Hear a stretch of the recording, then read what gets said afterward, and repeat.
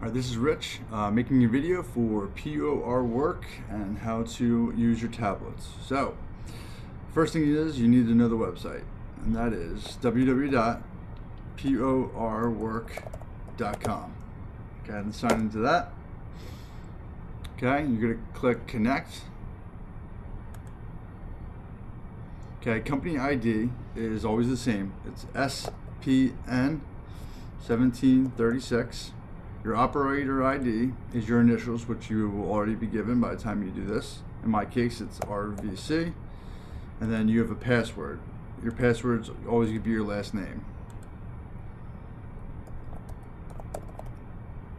Okay, then you click login. You know, if you have a tablet belongs to you, just click on remember login so that you don't have to sign in ever again. So every time you go to this website, it will remember your credentials right here. In my case, I'm not going to do that. And I'm going to click login. It'll ask you to save. You can click save so it doesn't forget. Alright, you have a lot of options here. Contracts, customers, dispatch, fulfillment, items, time clock, log off. Everything you need is under one place. You can go into these individuals if you want certain information, but in 95% of the time, you're going to be in dispatch and dispatch only. Go click on dispatch. Now when you click on this, now these are the routes. Now for me, I have a ton of them because I'm the director of operations, so I have multiple ones popping up for me. But in your case, you either have one or two at the most. So you always want to pay attention to the date. So here's 12/16 route begin. So if that's the date of the day, that's the route you want. In my case, I'm on right here, 12/16. I'm going to click on the green. That brings me to my actual route itself. Now you see the first stop I go to is stop number 2. That's because stop number 1 is the warehouse, the shop. So it always counts us as number 1, and then your first official stop is stop number 2. You have a contract number here, which every contract lives and dies by this number. This will tell you whether it's a delivery or pickup, planned arrival, how long I think you're going to be on site, how time you're going to end up leaving planned, and then the actual required arrival is between 3 p.m. and 4 p.m. Now that second time is the time that we live and die by. All right, we do an hour window, but it's always the second time you have to be there. That way, we don't want to put in 4 to 5 if you have to be there at 4, because then you can be late. So we want to put 3 to 4, and then the second time is always the time you're going to follow, whether it's a delivery or a pickup. So you can see that these contract numbers are the same. So I just set up a contract going to my house, and that is the delivery and the pickup, all done in the same day. So the first place I'm going to is the delivery, because that's stop number 2, which again is number 1. Click on the contract number.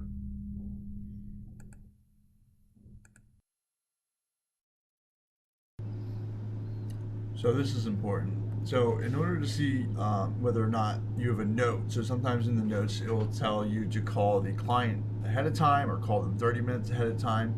So when you first go into the screen, you want to make sure you check the contract right here at the top left, and you can see the info, call on arrival. So that way I know when I arrive I need to call. Now you can get the information in customer right here where the number is. Or you can go into show address detail, and then you have the address, his name, and then also the phone number right there, and delivery date and pickup date. So all the information is there. So sometimes you may, if you're making a delivery, you get there and the client says, hey, what day are you picking up? This is where you can get that information. You can go right into address detail and say, we'll be there on 5/14 between 9 and 5.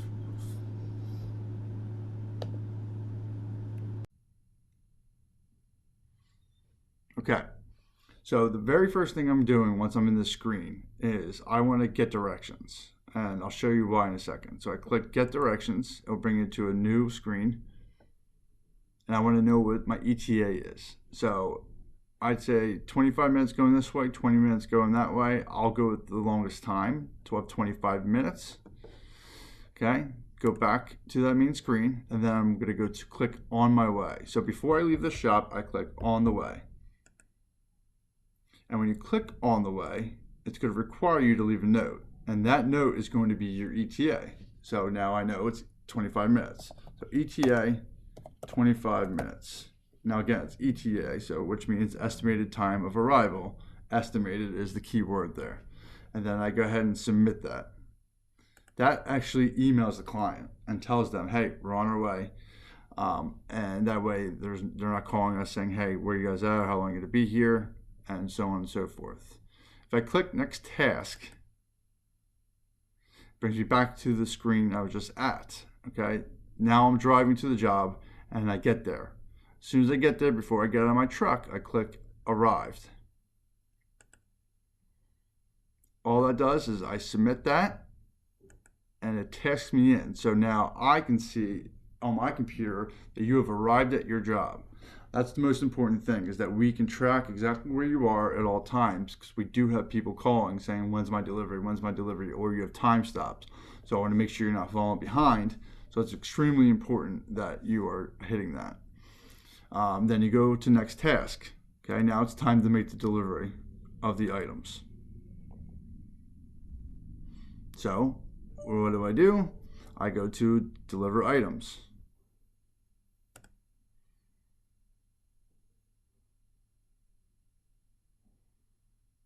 Now this is going to be a list of all the items that you need. So everything is here. So quantity required, the name of the product, the status is not started because you haven't started yet. And then you see this is a key. This is what you can click on to go into that item individually. So when I take this box off the truck, I can check it off here and hit count out. And when I do that, you will see that the box itself will disappear. So I want to go to next task, which will bring me back to that next screen. You see that it has disappeared. If I want to see everything that I have already checked out, which means when I check it out, that means I physically took it off the truck. So if I'm trying to keep track of what I have, what I'm delivering, and what's delivered and what's not delivered, this is the way to do it. If I want to see, oh, what have I delivered so far, I click show all items, and then that item will pop back up. And you see now the status has changed to ready. So when you have 2 items and it's quick and easy, you can also click this box right here where it says all, and you'll see everything has now been checked all the way down the list, and I can go ahead and count all that out. Okay, now if I wanted to go into an individual item, which is typically done on pickup, not necessarily delivery, but if I wanted to just check it out and look a little closer at this item, I can click on the key. So if I want to look at the 8-foot tables, table long 8 by 30, I click right here on the key, and that will bring me into this item. So if I happen to be missing something, this is where I would go. If I have 3 to deliver and I only action 2, that means I only have 2. So I may put missing 1, and at that point I'd submit it and pick up the phone and call me and let me know that you're missing something. But you always want this paperwork to be accurate. This is extremely important on pickup. This is exactly what has to be done for each and every single item. But for delivery, you would just keep note of it and then give me a call. So just to cancel that. So let's just say we made a delivery, everything's done. I'm going to count everything out. Okay, now you see that it's all, we'll go to the next task. Now let me go back into the contract itself. Okay, so I have officially delivered everything, and now I want a signature from the client. Go to signature, and they will be able to go ahead and sign their name right on your tablet so you know it's acknowledged. Now you can't understand that, so it's your job to make sure that you know the person signing's name. In this case, that is Rich Connell. You hit submit.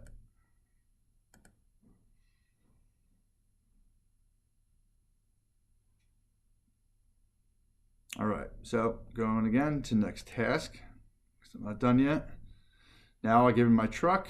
I'm ready to go, but before I leave, I have to do one more thing, and that is click departed. That again sends a timestamp to me saying that you have arrived and you have left. And I hit just submit, and then I move on to my next task but I'm going to go back to the route because now I know I'm done. So I'm going back to the next job to see what else I have to do. Now in this case, you're going back to my house. Now, I would never have them back to back. I would have a second route for this pickup, but just for the sake of this video, I had them back to back. So let's just say you came back to the shop, you helped load a truck for 2 hours, and then you had to leave the shop by 6:15 to get there by 7 o'clock, at least a little earlier than 7 o'clock. So 6:15 rolls around, and it's time to go do the pickup.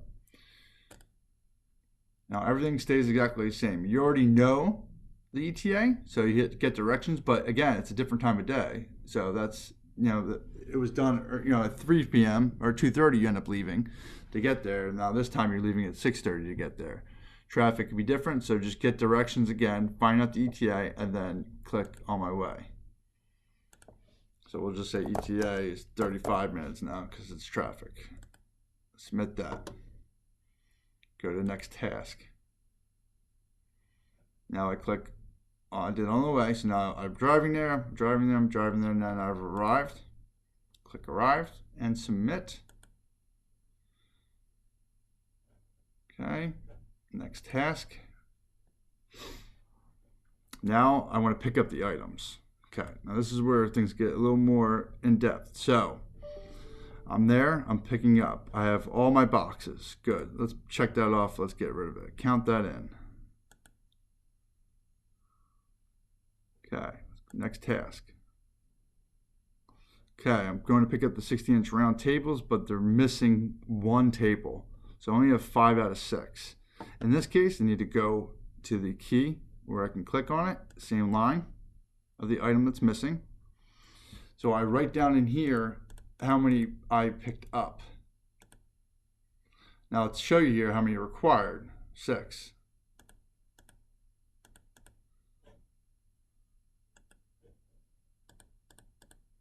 Okay, but I only picked up 5. So in here I will write M1 for missing 1 and submit that. Go to the next task.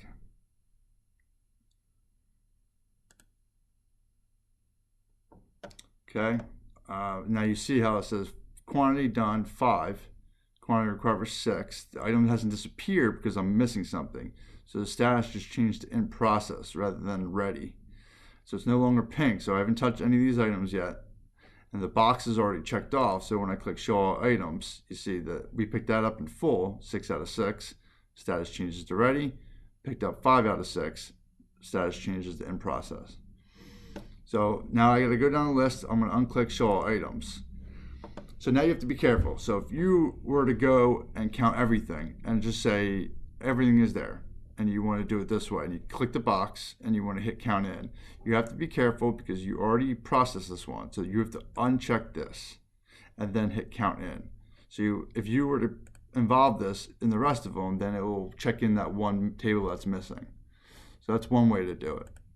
Okay, so let's just say that our 8-foot tables are there, our chairs are there, chair covers, cushions, foam. Now you see that this is the chair, Chivari, and then you can see that there's an underscore underneath these items.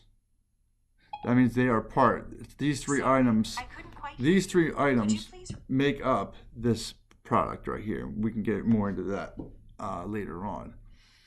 So let's just say our white bar is there, our bar mat is there. This is just a note. See how it says note for loading? So it's not an actual item. So that's important to note.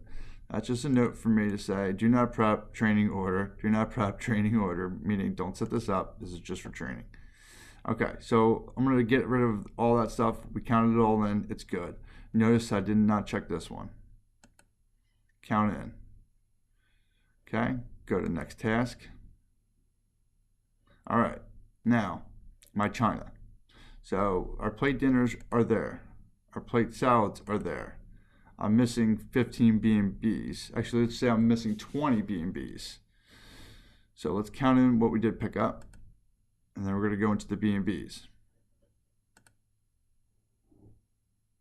Okay, B&Bs. So I am missing 20. How many come in a rack? 20. Do I have that rack? No, I do not have that rack. So I'm missing 20 plates and I'm also missing a rack. So I want to put in, I picked up 40 here. Then I go to the notes and I write missing 20, missing rack. Now, if I got the rack, I would put missing 20, have rack. Okay? That way it's important for you to distinguish between the two, because there are times where you'll be missing 20 plates, but you have the empty rack and you're going to bring that back. So in this case, again, I don't have the rack, so missing rack, and I submit that.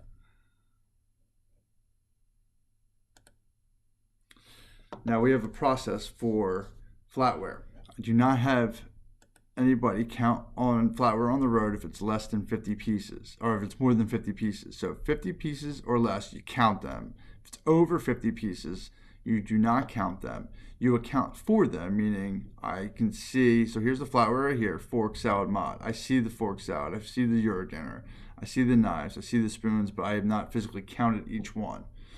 So how do I handle that? I go like this. I go 1, check the box, check the box, check the box, check the box. And I go up to here and I click eyeball in. That tells me that I put my eyes on it, but I have not counted it. And I check it in.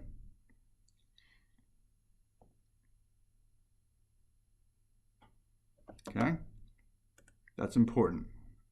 We will see that, so we know to make sure that we put that aside. So your job when you get back is to put anything that has not been counted in a designated area, which you will be shown where that goes.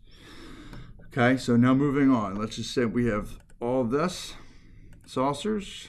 Okay, that's good. Count them in.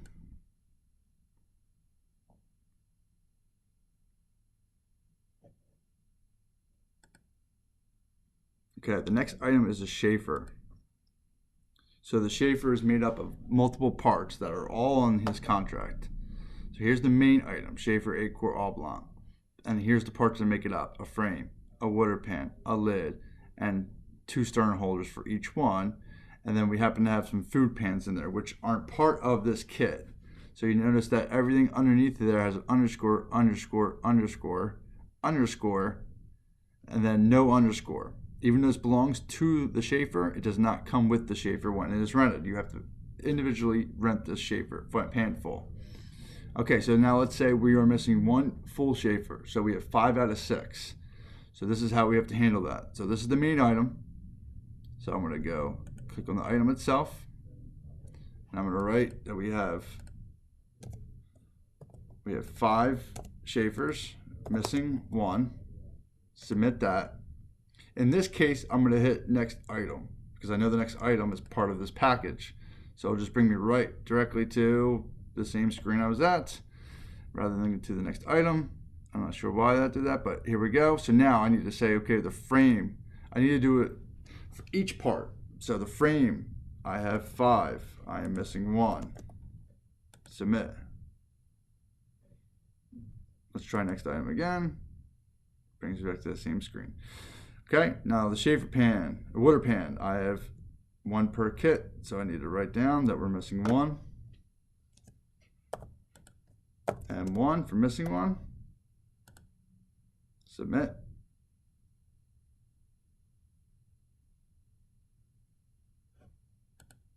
Next task. Gotta go to the lid. 1 per shafer, so I have 5. Missing 1. Next task. Then now the stern holders. Now I have 2 per, right? So that's why I have 12 there, because I got 2 per shafer. So now I need to go in there and write down that I have 10 and I'm missing 2. And submit that. And that will do it for my shafers. Okay. Now let's just say that we have a shafer pan full shallow that's broken, which is not usually the case. It's hard to break down. Let's just say that the stainless steel is cracked. Okay, so I have 2 that are cracked and 4 that are good. So I don't account for those broken ones. Even though I'm going to be bringing them back to the shop, I need to account for it, that it's got to be taken out of inventory and it can't be fixed. So in this case, I will write B2 to represent broken 2. Submit. Next task. So now everything that's now on my screen is the only things that are missing products. All right, everything else disappeared that I either eyeballed in or counted in full. So the only thing that should stay on his screen is the stuff that's missing, and then that's it. I don't touch it, I don't count in, I don't highlight this and count it in after the fact. That will officially check everything in as full. So you just leave it be, don't touch it. Now, whenever you're missing something, you must acquire a signature. Okay, that's extremely important. So you get the signature on the tablet. If you cannot get the signature, then you must call your director of operations and let him know that you could not get a signature, and the operations manager will then call the client and let them know what is missing. Okay, in this case, we'll say it's me again. Okay, another way is if your tablet is having issues, then you can have them, you also get a paper copy of your route. So you can have the client sign directly on that paper copy and then go into Photos. You click on Photos, and then you can physically take a picture with your tablet, and then you go to Browse or Add Additional Images, and you can go to that picture and upload it in that picture and hit Submit. So you just take a picture of the signature that's on the paper. That's another way of doing it. Now I am done and I'm ready to leave. I just have to click Departed, and then I am officially done my route. And that is it. Thank you very much. I hope you guys have a good day.